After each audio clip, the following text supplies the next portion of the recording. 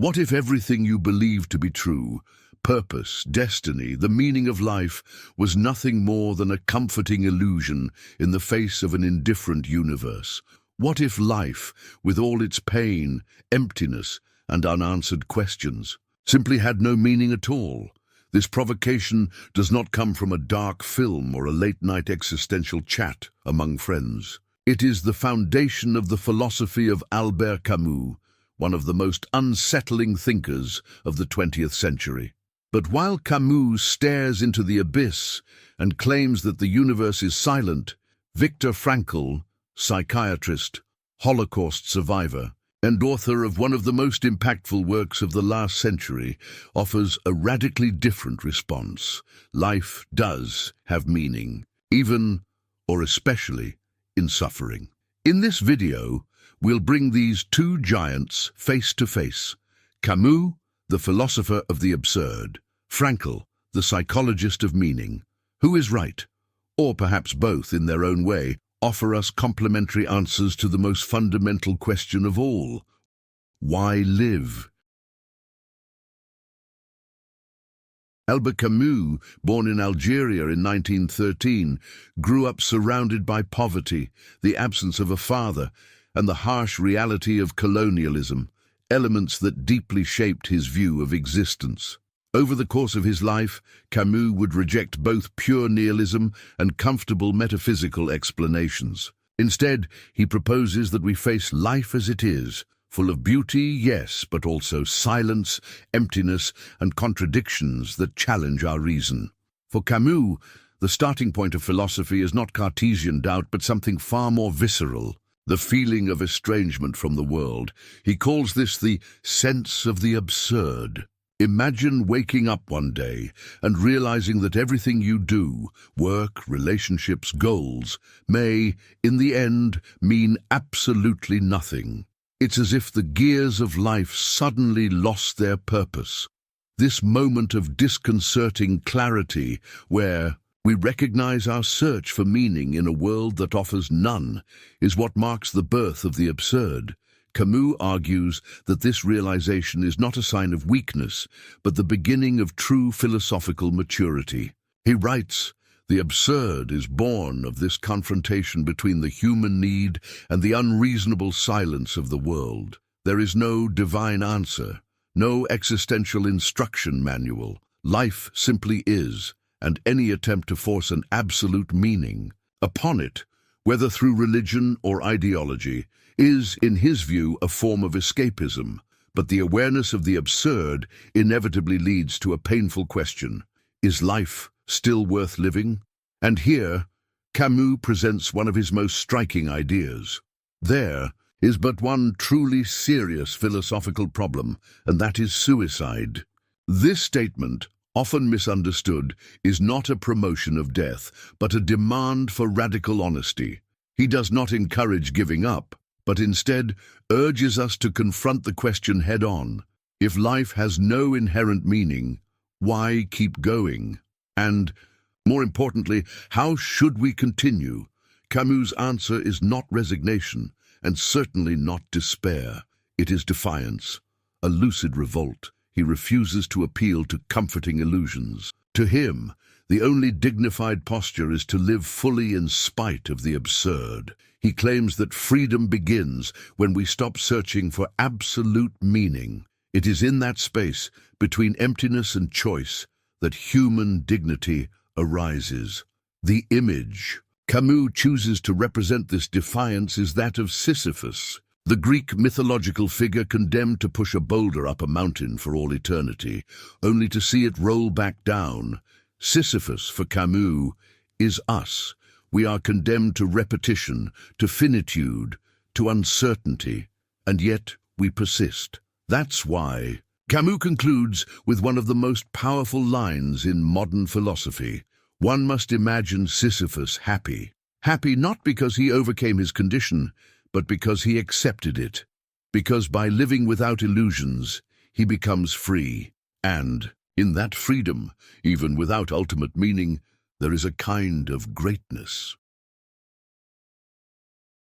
While Camus invites us to face the void of the universe with courage, Viktor Frankl offers a different path. The meaning of life is not something we find outside ourselves, like a universal truth waiting to be discovered. It is something we construct in response to life itself. And that response, according to Frankl, is so essential that it can determine whether a person endures or collapses. Frankl didn't arrive at this view from the comfort of a university office. He developed it within the darkest depths of human experience.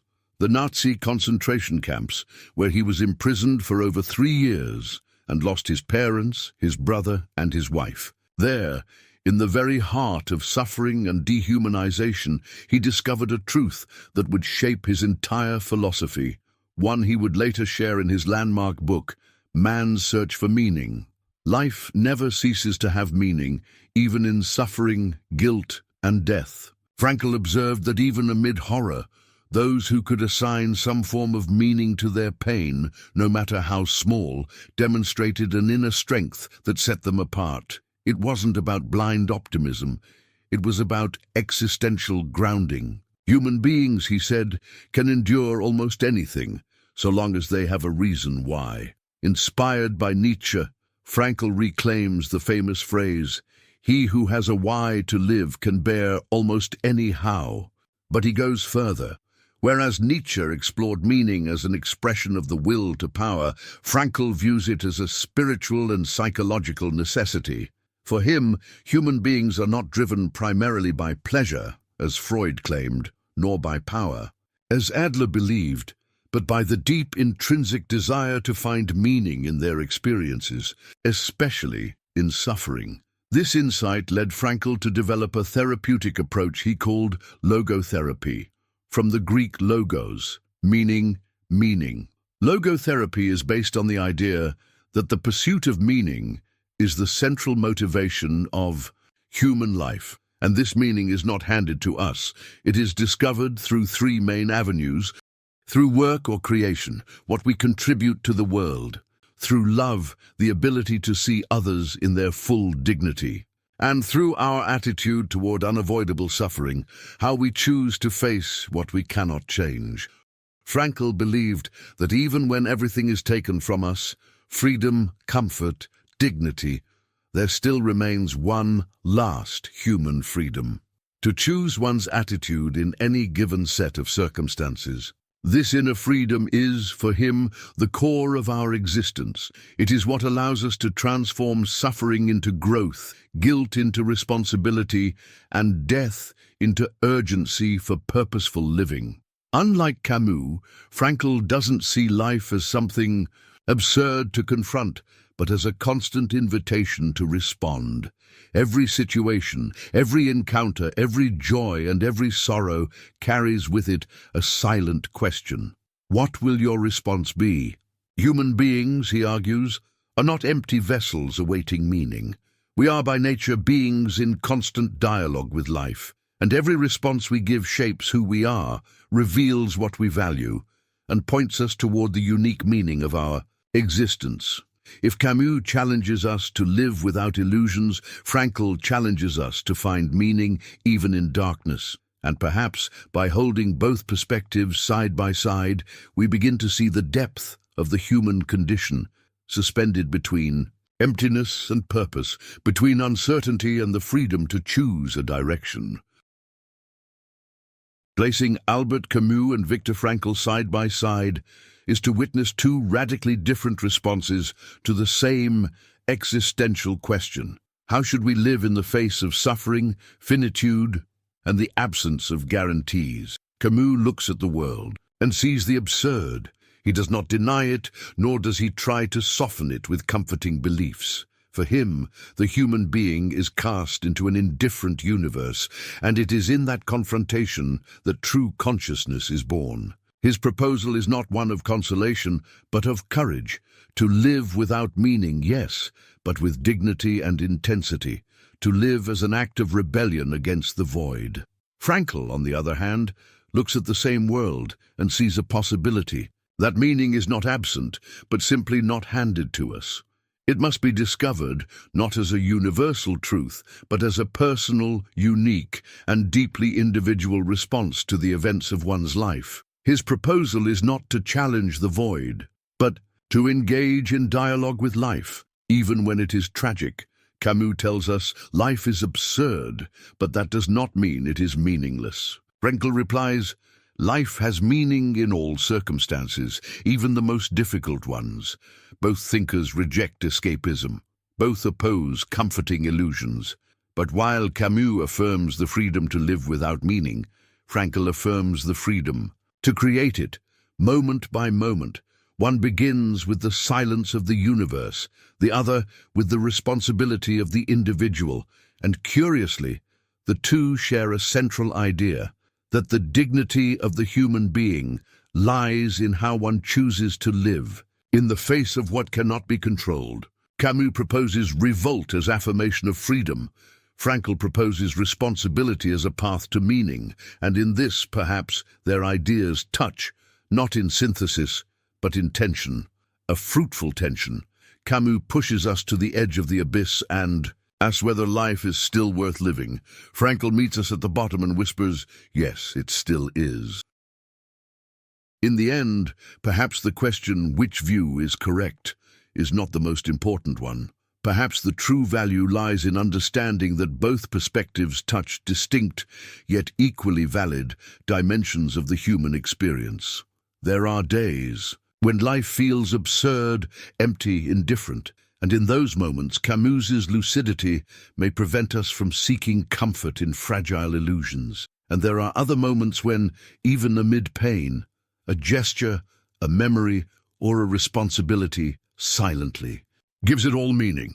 And it is then that Frankl's voice echoes, your life has meaning, even if you don't yet see it. Both philosophies demand courage.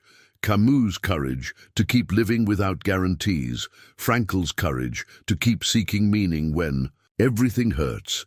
Neither path is easy. Both are profoundly human, and perhaps in the silence of our own emptiness or in the echo of our deepest pain, the same question continues to resurface. How will you choose to respond? Now I invite you to join the conversation. Which of these worldviews resonated more deeply with you? Camus or Frankl? Have you ever lived through a moment when everything seemed meaningless? Or a moment when, even in suffering, something quietly made it all worthwhile? Share your reflections in the comments, and if this video touched you in any way, consider subscribing to the channel, liking the video, and sharing it with someone who may also be searching for these answers. Here, we will continue exploring the great human questions with depth, philosophy, and truth.